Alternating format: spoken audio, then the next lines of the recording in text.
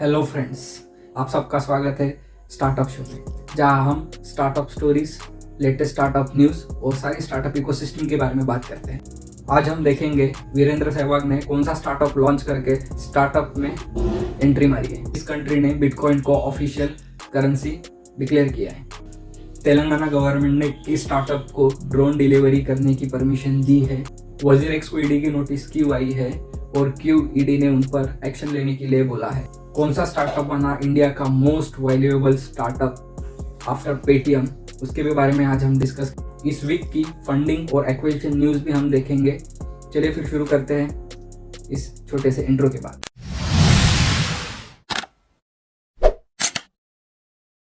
वीरेंद्र सहवाग ने स्टार्टअप में एंट्री मारी और स्टार्ट किया है क्रिकुरु, जो एक AI based online cricket coaching platform है, जहां आप घर बैठे 30 इंटरनेशनल प्लेयर से कोचिंग ले सकते हो। AB de Villiers, Harbhajan Singh, Brian Lara, Bradley जैसे प्लेयर से आप 1-on-1 कोचिंग ले सकते हो। क्रिकुरु में आपको वीडियो कोचिंग के साथ साथ आपको एक डायल कोच करके एक ऑप्शन मिलता है, जहाँ पे आप कोच से 1-on-1 बात कर सकते हैं। क्रिकू ऐप का एक सबसे ज़बरदस्त फीचर है जहां आप आपका क्रिकेटिंग वीडियो निकाल के, चाहे बैटिंग हो या बॉलिंग हो का वीडियो आप डाल सकते हो और ऐप आपको बताएगा कि आपकी गलती कहाँ हो रही है और आपको कहाँ पे काम करना चाहिए। ये सब एआई बेस्ड मॉडल है जो इन्होंने इस क्रिकू ऐप में डाला है। बहुत ही एडवांस टेक्नोलॉजी वाला ये ऐप है। कैसा लगा आपको ये फीचर, कमेंट करके बताइए। चलिए देखते हैं वीरेंद्र सहवाग का स्टार्टअप सक्सेसफुल होगा या नहीं होगा। आपको क्या लगता है ये स्टार्टअप इंडिया जैसी कंट्री में काम करेगा या नहीं करेगा।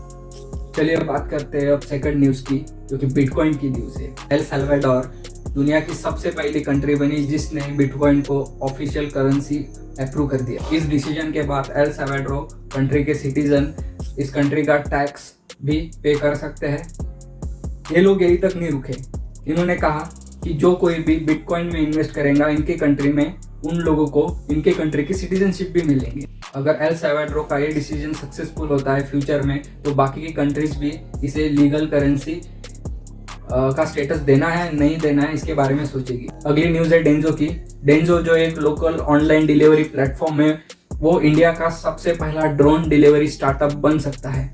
तेलंगाना गवर्नमेंट ने मेडिसिन फ्रॉम स्काई प्रोजेक्ट शुरू किया है, जिसमें गवर्नमेंट चाहती है कि वो कोविड वैक्सीन और कोविड से रिलेटेड मेडिसिन और बाकी भी मेडिसिन वो स्काई के थ्रू बहुत ही जल्दी मरीज के पास पहुंच जाए।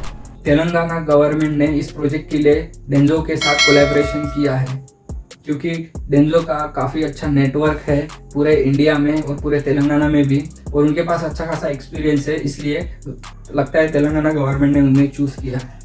जैसे ही डेंजो को लोकल अथॉरिटी की परमिशन मिल जाएगी, वैसे ही वो ड्रोन से डिलीवरी करना शुरू कर देंगे। अगर ये डेंजो का प्रोजेक्ट सक्सेसफुल होता है तेलंगाना में, तो आने वाले टाइम में ये प्रोजेक्ट सारे कंट्री में देखने को मिल सकता है।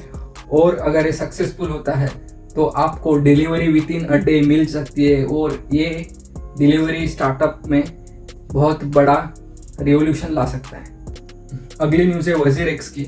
वजीरेक्स जो इंडिया का leading crypto currency exchange platform है, उन्हें ईडी की नोटिस आई है। ईडी के अनुसार वजीरेक्स ने 2790 करोड़ के ट्रांजैक्शन में फॉरेन एक्सचेंज मैनेजमेंट एक्ट 1999 को ब्रेक किया है। जब ईडी एक चाइनीज बेटिंग ऑनलाइन कंपनी का मनी लॉन्ड्रिंग केस का इन्वेस्टिगेशन कर रही थी, तब ईडी को पता चला कि इन्होंने जो मनी लॉन्ड्रिंग 57 करोड़ की है, ये वजीरेक्स के प्लेटफॉर्म के थ्रू की है। जब ईडी ने वजीरेक्स का इन्वेस्टिगेशन किया, तब ईडी ने एलिगेशन लगाया कि वजीरेक्स का ऐसा प्लेटफॉर्म है जहां पे उनके क्लाइंट किसी भी नेशनलिटी के लोगों के साथ ट्रांजैक्शन कर सकते हैं किसी भी लोकेशन में, और वो भी विदाउट डॉक्यूमेंटेशन के, और इस वजह से ये बहुत ईजी हो जाता है मनी लॉन्ड्रिंग के लिए और बाकी लीगल एक्टिविटीज करने के लिए। अगली न्यूज़ है बाइजू की। $350 मिलियन के फंडिंग के बाद बाइजू इंडिया का सबसे वैल्यूएबल स्टार्टअप बन गया। जनवरी 2020 में बाइजू का इवैल्यूएशन था $8 बिलियन, बट अभी इस लेटेस्ट फंडिंग के बाद बाइजू का इवैल्यूएशन हो गया है $16.5 बिलियन, और जहाँ पे पेटीएम का इवैल्यूएशन है सिर्फ $16 बिलियन। चलिए चलते हैं अब एक्विजिशन न्यूज़ पे। बिग बास्केट के एक्विजिशन के बाद टाटा डिजिटल ने 1mg जो कि एक ऑनलाइन फार्मेसी कंपनी है, उन्हें एक्वायर किया है। मर्चेंट पेमेंट प्रोवाइडर भारत पे ने लॉयल प्लेटफॉर्म पेबैक को एक्वायर किया है। मसाई स्कूल ने डिजाइन शिफ्ट एकेडमी को एक्वायर किया है, जो कि एक बेंगलोर बेस्ड डिजाइन स्टार्टअप है। चलिए इस हफ्ते की फंडिंग न्यूज देखते हैं। इस हफ्ते में 33 स्टार्टअप्स को फंडिंग मिली है, उसमें से 29 स्टार्टअप्स को $380 मिलियन की फंडिंग मिली है, और इसमें से सबसे ज़्यादा फंडिंग मिली है वॉटफिक्स को, जो कि $90 मिलियन की फंडिंग है। वॉटफिक्स जो कि एक डिजिटल सॉल्यूशन प्रोवाइडर स्टार्टअप है, उसे $90 मिलियन की फंडिंग मिली है सीरीज डी राउंड में। इसको लीड किया है सॉफ्ट बैंक ने।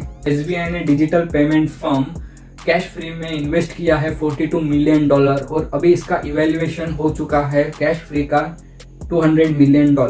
गो मैकेनिक्स जो कि एक मल्टी ब्रांड वर्कशॉप और स्पेयर पार्ट स्टार्टअप है, उसे $35 मिलियन की फंडिंग मिली है, जिसे लीड किया है टाइगर ग्लोबल ने।